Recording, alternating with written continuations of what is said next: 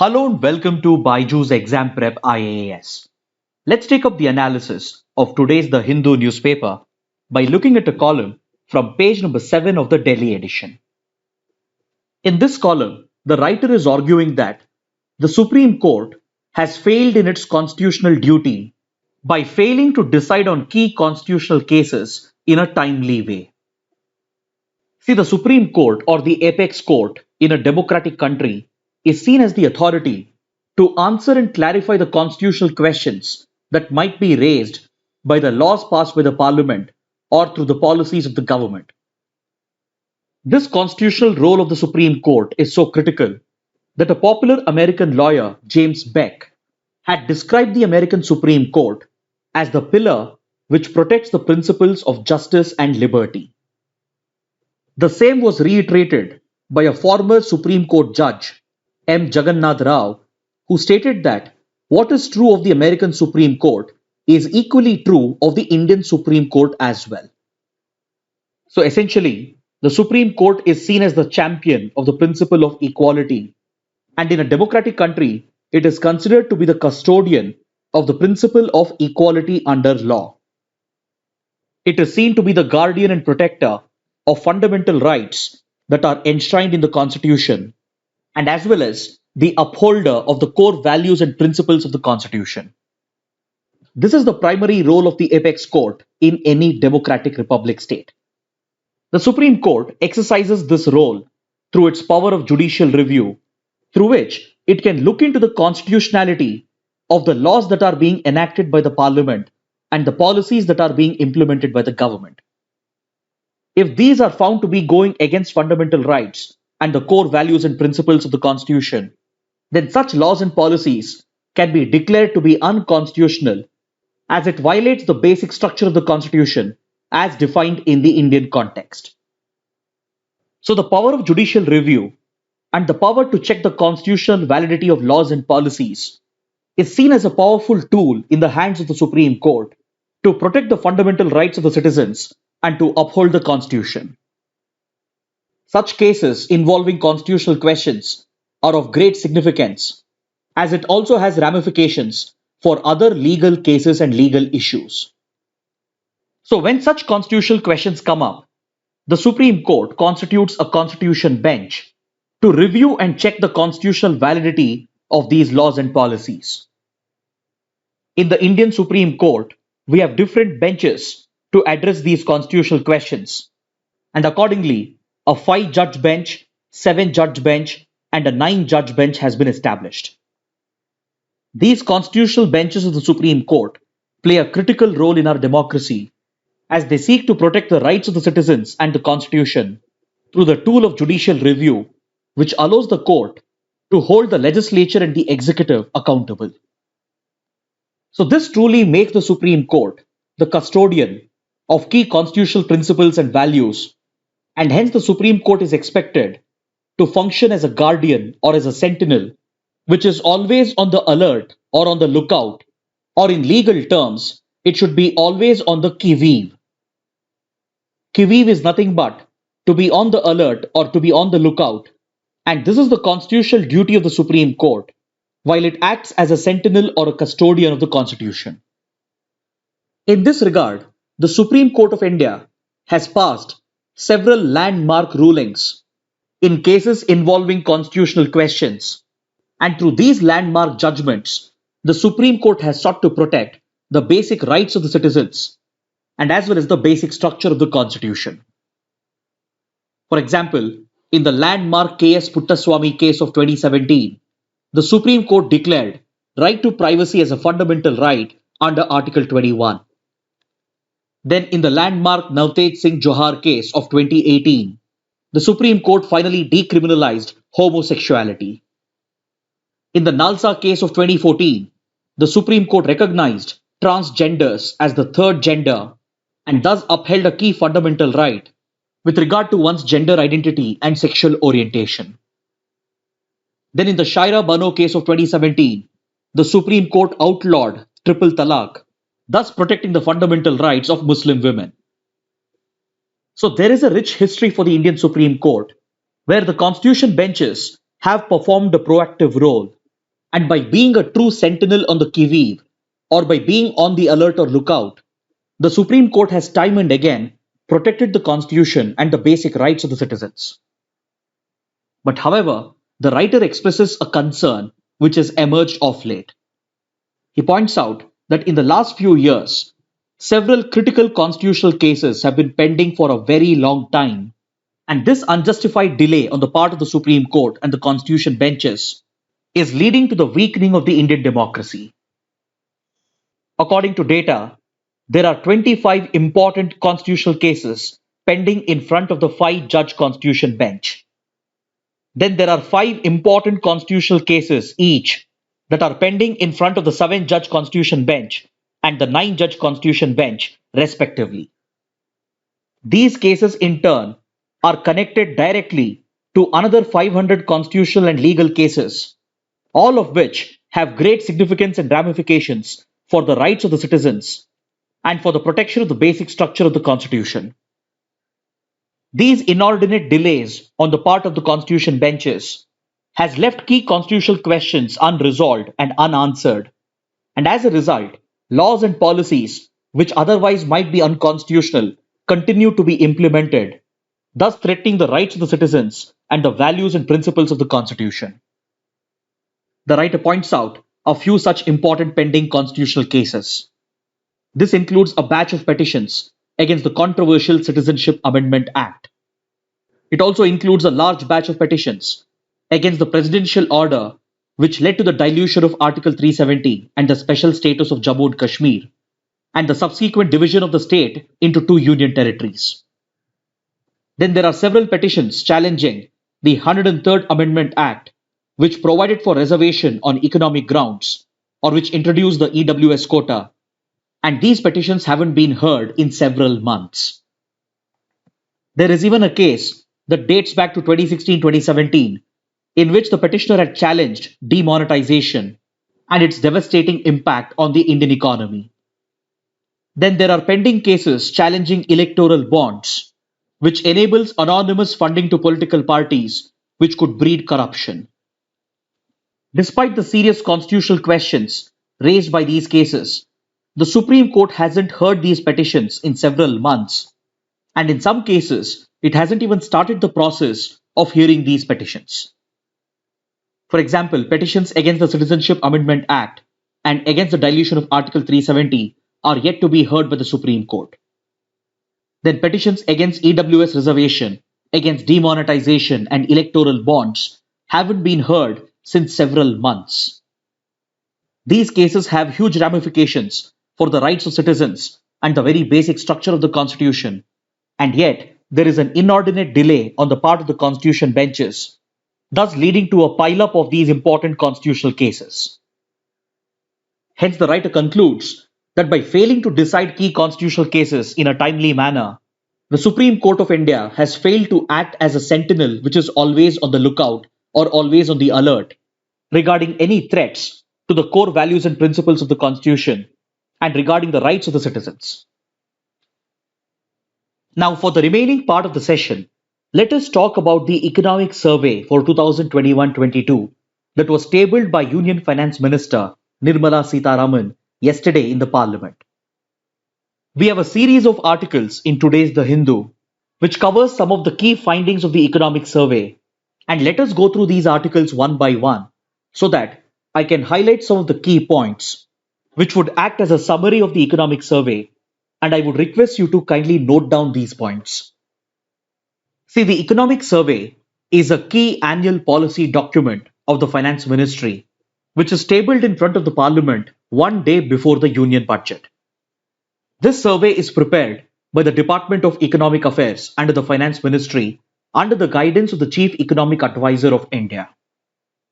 This key document paints a picture of the Indian economy over the last fiscal year, and it lays down the path that is going to be followed by the government in the coming Union budget. It serves as a very important guide for various sectors of the economy, and hence some of the key findings of this report is important for our exams as well. So let's go through these articles one by one, and let's start with the article on page number 1. The economic survey places India's GDP growth for this year at 9.2%, and it is forecasting a growth of 8 to 8.5% for the coming financial year. But it also recognizes the key challenges that lie ahead for the Indian economy, which includes rising inflation and rising energy prices.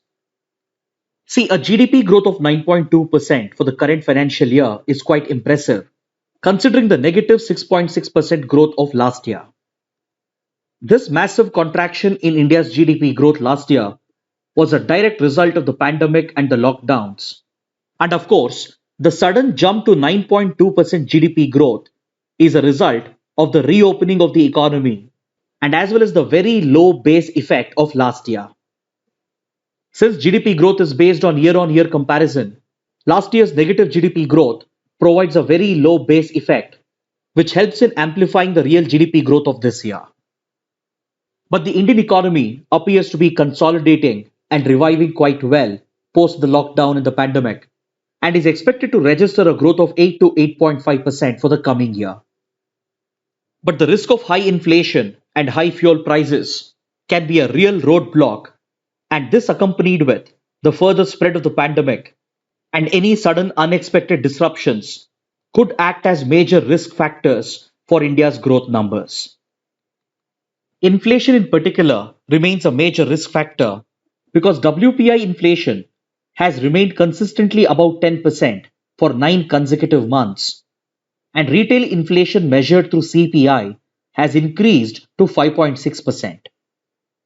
Along with this, high global prices of crude oil, which is moving closer towards $90 per barrel, also represents a risk for India's macroeconomic stability. But however, the survey clearly points out that despite all the risk factors, the Indian economy is clearly on the path of recovery, and almost on all key parameters, it has already returned to pre-pandemic levels. Operating on the assumption that there won't be further aggravation of these risk factors, the economic survey anticipates a healthy GDP growth for India in the coming fiscal. Then the economic survey underlines the key policies that were brought out by the government following the breakout of the pandemic, which has given tremendous support to the vulnerable sectors. Various industries and weaker sections received critical support from the government, which according to the economic survey has helped in pulling back economic recovery. The economic survey also notes a full recovery in demand and private consumption, which represents a good sign for the industry.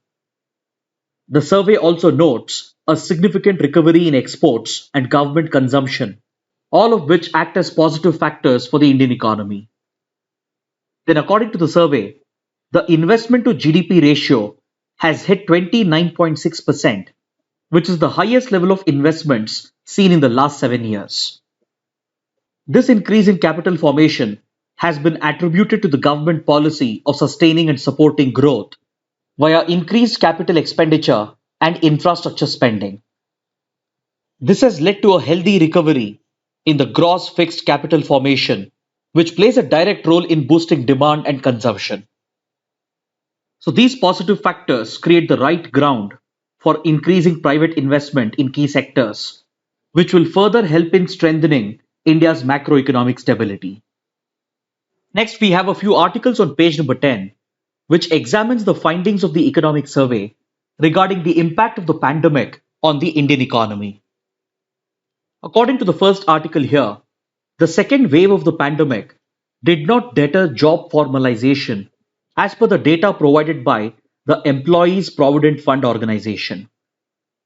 This data seems to suggest that not only the formalization of jobs continued through the second wave of the pandemic last year, but the adverse impact on job formalization was lower as compared to the first wave.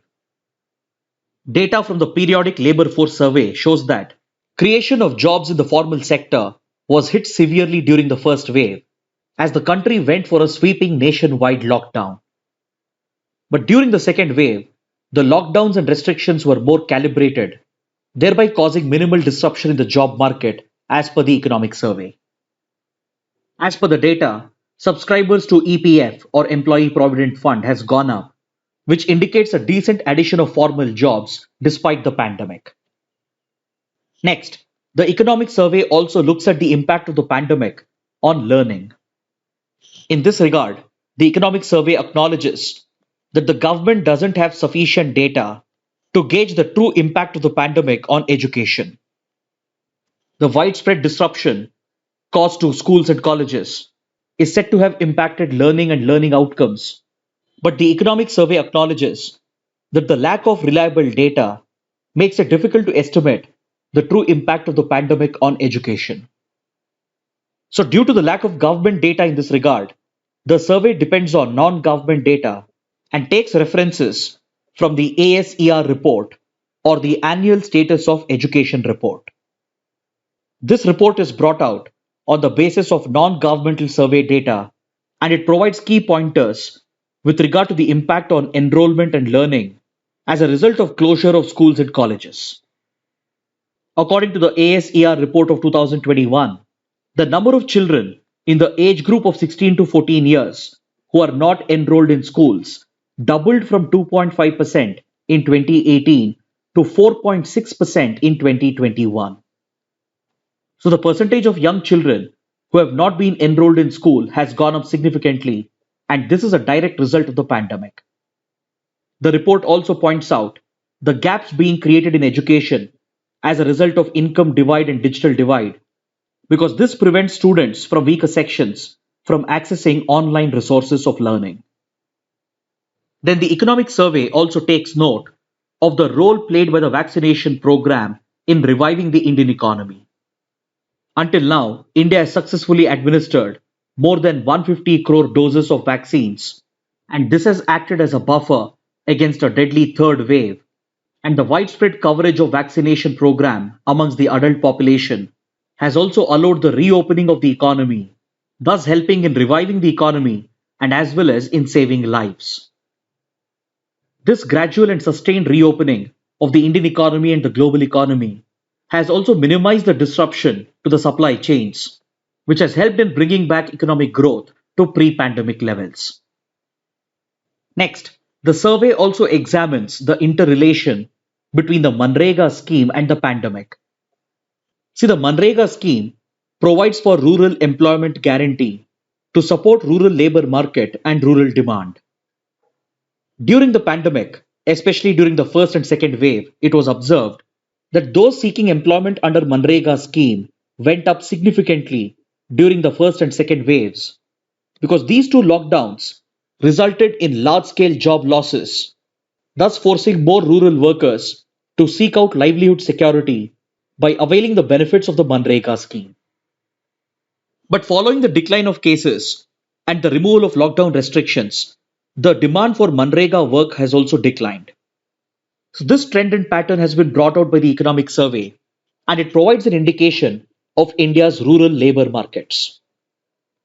But however, the economic survey cautions against assuming that the increase for job demand under MGNREGA during the lockdowns is an indicator of the migrant crisis in the country. Several economic experts had pointed out that as job demand went up under MGNREGA during the lockdowns, they had argued that this is an indicator of the migrant crisis in the country because it represented the plight of the migrant workers who were losing jobs and thus subsequently seeking livelihood security under MGNREGA. But economic survey brings out data to counter these claims and assumptions and shows that demand for MGNREGA jobs actually went up in the destination states for migrant workers, that is, states such as Punjab, Maharashtra, Karnataka, Tamil Nadu, etc. Whereas the demand for MGNREGA jobs went down in the source states for migrant workers, such as West Bengal, Madhya Pradesh, Odisha, Bihar, etc. The economic survey also praises the government for increasing budgetary allocation to MGNREGA following the rise in demand for MGNREGA jobs, especially during the first lockdown. To meet this demand and to protect rural livelihoods, the government had infused an additional 40,000 crore rupees under MGNREGA, which played a key role in ensuring livelihood security in the rural areas and in sustaining rural demand. Then the economic survey also points out that the best path for India for creating more jobs is by investing more in infrastructure creation. That is, if government spending on infrastructure creation goes up and if its capital expenditure increases, this would be followed by increasing private investment in infrastructure, both of which will work together to create additional jobs in the market. But however, economic experts have cautioned that the government should not reduce budgetary allocation to critical schemes like MGNREGA, as it is crucial to supporting the rural economy and for protecting and sustaining the rural labor markets and rural demand. Next, coming to the food and agriculture sector, this year's economic survey skips mentioning the rising food subsidy cost under the National Food Security Act. This is a crucial point because the economic surveys of last 3 years had repeatedly pointed out the rising food subsidy cost for the government, which was being incurred in the implementation of the National Food Security Act. But however, this year's economic survey avoids mentioning this concern and points out that increased food subsidy under National Food Security Act is essential to ensure food security in the country, as it is a pro-poor measure. It points out how this subsidy is crucial for the beneficiaries and calls upon the government to bring in efficiency in food management so that the food security costs of the government through subsidies can be brought down. The survey also provides an insight into the impact of supplying fortified rice in government schools, and data shows that the government has distributed 3.38 lakh metric tons of fortified rice through Anganwadi centers and through midday meal scheme, which is crucial to fulfill the nutritional requirements of school-going children and to tackle the problem of malnutrition. This highlights the importance of this initiative, under which rice which is provided under these nutrition schemes is fortified with essential nutrients, including micronutrients, and this plays a key role in guaranteeing nutrition of the children to effectively tackle the challenge of malnutrition in the country. Then with regard to MSP or minimum support price, the economic survey argues that the center has adopted MSP as an income support policy for farmers. But however, the onus lies on the states to facilitate crop shift and crop diversification so that MSP doesn't end up promoting monocropping. Because since MSP is seen as an incentive by farmers, they generally end up growing water-intensive crops such as paddy, wheat, and sugarcane, which further increases water stress severely.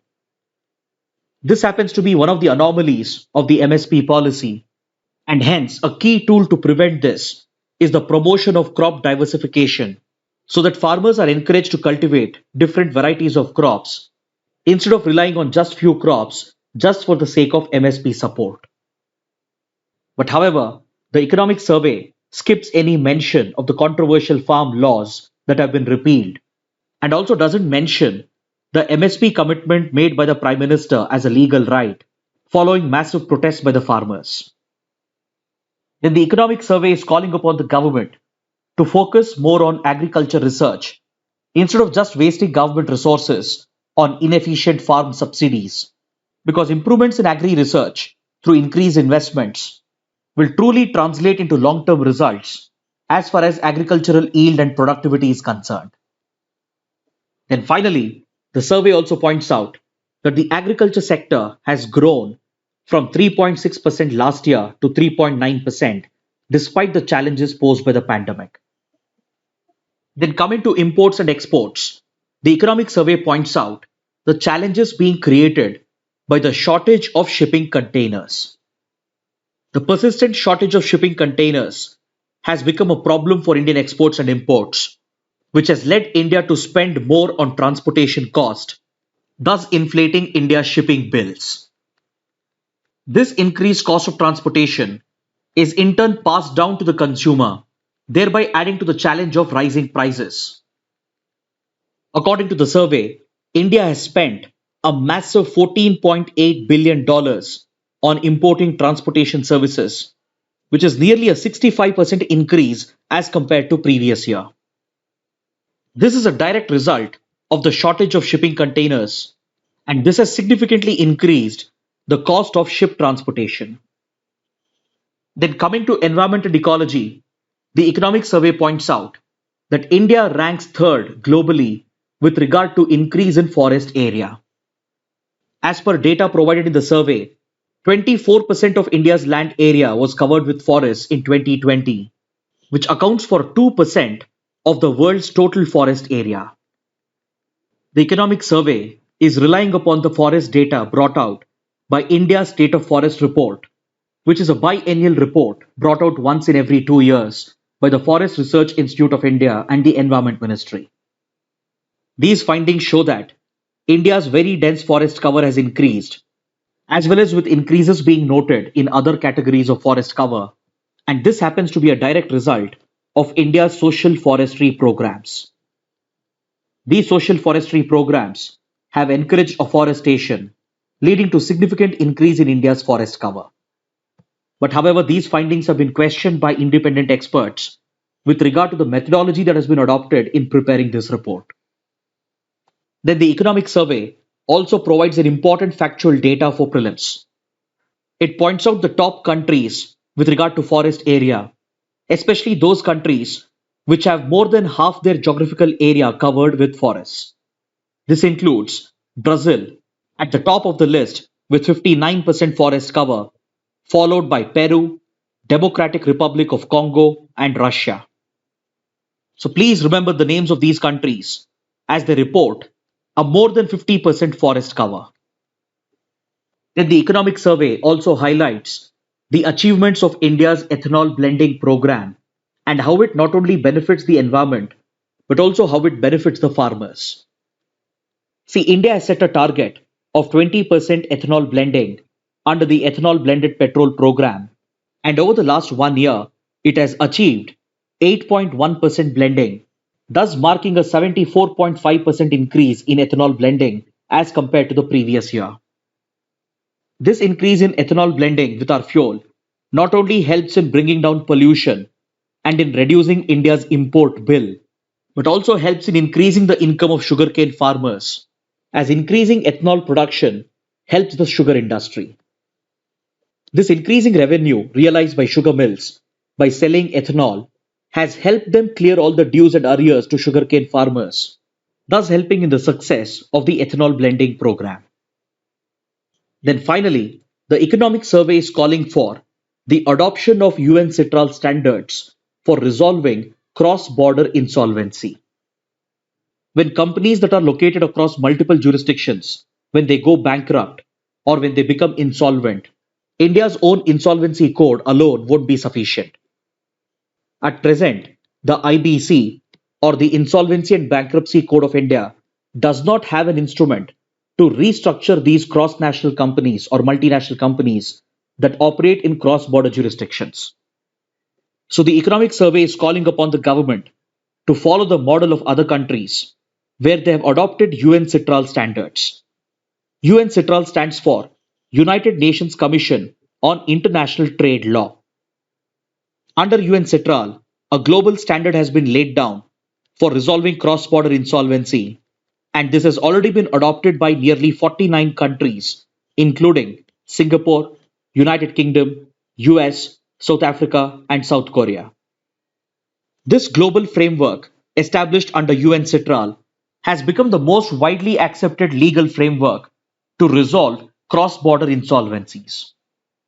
So the economic survey is suggesting that India will also have to adopt the same UNCITRAL standards in order to bring its policies in line with the global standards.